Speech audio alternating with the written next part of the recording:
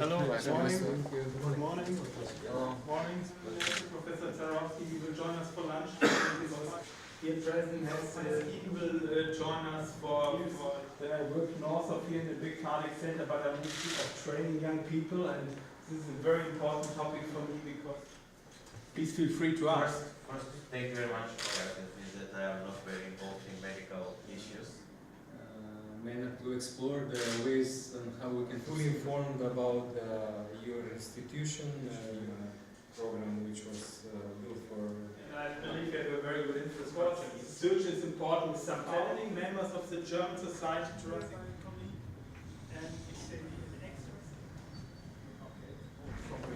time in 2012 patients after liver transplants, and we have the ward on the not the regular.